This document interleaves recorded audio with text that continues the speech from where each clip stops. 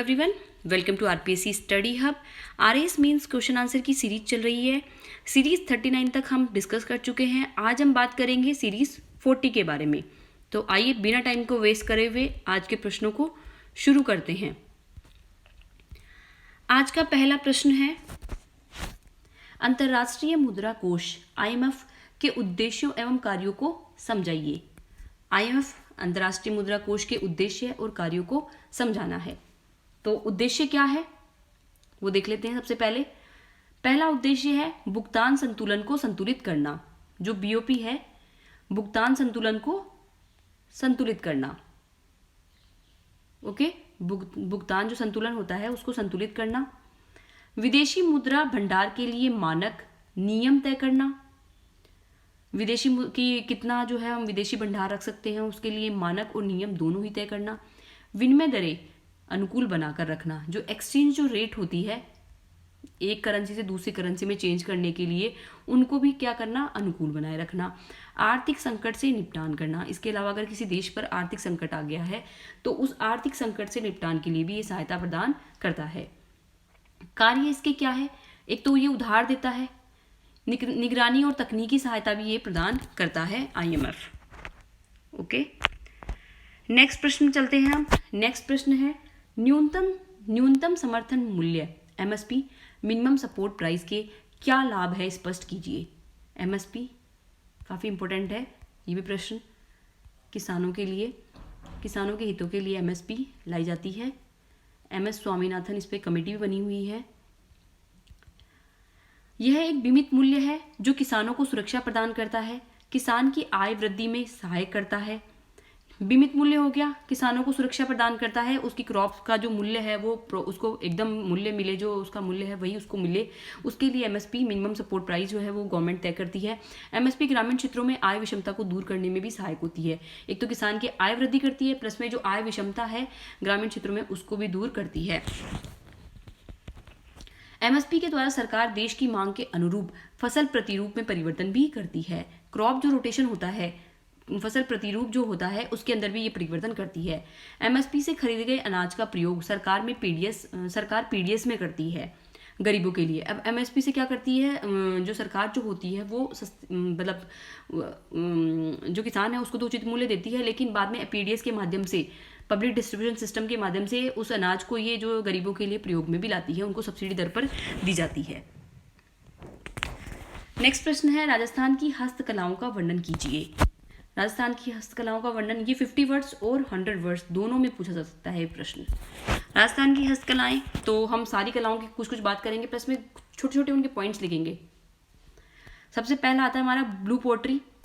Blue pottery केंद्र जो है वो कहाँ है, जयपुर। ये क्यों फेमस है, चीनी मिट्टी के बर्तनों पर मुख्यतः नीला रंग किया जाता है। कृपाल सिंह मुख्य कलाकार। मतलब बिल्कुल शॉर्ट में हम लिख रहे हैं क्योंकि 100 वर्ड्स में प्रश्न है तो हम बिल्कुल शॉर्ट में, अगर 50 वर्ड्स में थोड़ा हम उसको डिटेल से लिख देंगे तो हम क्या लिखा, ब्लू पोट्री केंद्र जयपुर, चीनी मिट्टी के बर्तनों पर मुख्यतः नीला रंग, कृपाल सिंह शेखावत इसके मुख्य कलाकार। ठीक है, नेक्स्ट हमारा हो गया मीनाकारी। मीनाकारी भी जयपुर की फेमस है। सोने चांदी के बर्तनों पर रंग या मीना चढ़ाने की कला कहलाती है। ईरानी कला है, ईरान से हम इसको लेकर आए थे, तो मीनाकारी हो गई। और मीनाकारी आई थिंक, जो मुझे याद आ रही है, दोनों ही कलाएं जो है वो राम सिंह के काल में हुई थी।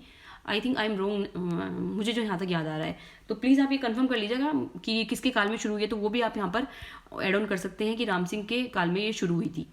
मीनाकारी हो गई जयपुर, सोने चांदी के बर्तनों पर रंग चढ़ाने की कला हो गई, ईरान से हम इसको लेकर आए थे। कास्ट कला लकड़ी पर जो चित्रांकन होता है उसको हम कास्ट कला बोलेंगे। तो लकड़ी के सामान झूले हो गए, ये सूले नहीं सॉरी झूले हैं। झूले हेतु जोधपुर के कावड़, बस्ती चित्तौड़गढ़ हो गए। तो झूले हेतु जोधपुर फेमस हो गया, कावड़ बस्ती की कावड़ जो है, चित्तौड़गढ़ की कावड़ तो काफ़ी फेमस है। कावड़ भी देख लीजिएगा, कावड़ भी प्रश्न पूछा हुआ है। कावड़ में एक भगवान का मंदिर नुमा आकृति होता है जिसमें बीच में भगवान को विराजमान किया जाता है, ऐसा कुछ इसमें होता है, तो ये भी आप देख लीजिएगा। गलीचा कहाँ पर है, भिनाय केकड़ी अजमेर हो गया। उसके अलावा किशनगढ़ टोंक, मतलब अजमेर रीजन में और टोंक रीजन में गलीचे जो है वो फेमस है। छपाई सांगानेरी प्रिंट हो गया, बगरू प्रिंट हो गया, बाड़मेर का अजरक प्रिंट हो गया, मलीर प्रिंट हो गया और बंदेज शेखावाटी का बंदेज। ये सारे जो है आप इस तरह से इसको लिख सकते हैं कोमा बना के। साड़ी कोटा डोरिया साड़ी हो गई, कैथून कोटा की हो गई, चुनड़ी पोमचा लहरिया जयपुर के हो गए। हस्तकला ऊंट की खाल पर किया जाता है बीकानेर। बीकानेर की जो उस्तकला है इसको हस्तकला भी बोलता है, उस्ताकला भी इसको बोला जाता है। हाथी हस्तकला नहीं है, सॉरी, यहाँ पर उस्तकला ही है। ये उस्तकला क्या है, ऊंट की खाल पर चित्रांकन किया जाता है, बहुत ही सुंदर, तो उसी को हम बोलते हैं उस्तकला, बीकानेर की है ये। फट चित्रण, फट चित्रण कहाँ का हो गया, शाहपुरा भीलवाड़ा का। कपड़े पर लोक कथाओं का चित्रण किया जाता है, किसी भी भगवान से रिलेटेड जो है वो फट चित्रण कहलाती है, भगवान की फट बनाई जाती है। तो फट के बारे में भी आप अलग से डिटेल से पढ़ लीजिएगा, यहाँ पर हम शॉर्ट में लिख रहे हैं क्योंकि 100 वर्ड्स का प्रश्न है। फ्रेस्को चित्रण, चूना निर्मित रंगों के माध्यम से चित्रण किया जाता है। जयपुर और शेखावाटी प्रमुख क्षेत्र के हैं, इसको आला किला भी हम उसको बोलते हैं। पिछवाई चित्रण, पिछवाई चित्रण कपड़े पर कृष्ण लीलाओं का चित्रण किया जाता है, नाथ द्वारा इसका प्रमुख स्थान है। पिछवाई में भी भगवान से रिलेटेड जो है कृष्ण की लीलाएं जो है वो चित्रित की जाती है कपड़े पर। थेवा कला प्रतापगढ़ की है, कांच पर सोने का सूक्ष्म बहुत ही प्यारा चित्रांकन इसमें किया जाता है, प्रतापगढ़ के फेमस है ये। नेक्स्ट प्रश्न चलते हैं। नेक्स्ट प्रश्न है, नाता प्रथा क्या होती है समझाइए। नाता प्रथा किस प्रकार महिला अधिकारों की सुरक्षा करती है, टिप्पणी करें। अब नाता प्रथा, तो ये प्रश्न तो आपने हर जगह देखा होगा कि नाता प्रथा होती क्या है समझाइए, 20 वर्ड्स में हो गया। लेकिन नाता प्रथा किस प्रकार महिला अधिकारों की सुरक्षा करती है, इसको आप डिटेल से थोड़ा और देख लीजिएगा। तो देख लेते हैं प्रश्न को, आपको यही इसका उत्तर भी मिल जाएगा। नाता प्रथा, इस प्रथा के अनुसार, सबसे पहले हम बताएंगे नाता प्रथा क्या है। इस प्रथा के अनुसार पत्नी अपने पति को छोड़कर किसी अन्य पुरुष के साथ रहने लग जाती थी। विशेषतः आदिवासी जातियों में ये नाता प्रथा काफ़ी फेमस है। इसमें क्या होता है कि पत्नी जो होती है वो पति को छोड़कर किसी अन्य पुरुष के साथ रहने लग जाती थी। ओके, अब हम देखते हैं महिला अधिकारों से किस प्रकार सुरक्षा करती है। यह प्रथा महिला अधिकारों की रक्षक थी। क्यों? यह महिला का अधिकार था कि वे स्वेच्छा से किसी भी पर पुरुष के साथ रहे। झगड़ा राशि का भुगतान नए पुरुष के द्वारा होता था। यह प्रथा रोज रोज की मारपीट, ताने, हिंसा इत्यादि से महिलाओं को एक सुरक्षित जीवन प्रदान करती थी।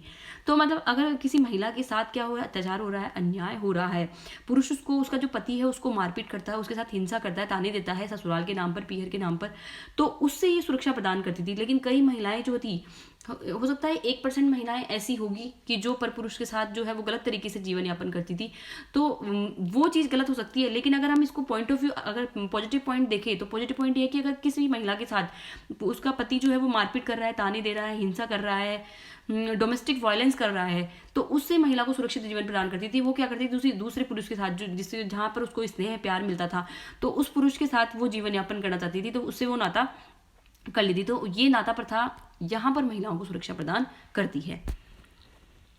आई होप आज के प्रश्न आपको अच्छे लगे होंगे, तो प्लीज़ चैनल को सब्सक्राइब करना ना भूलें। Thank you for watching this video, bye.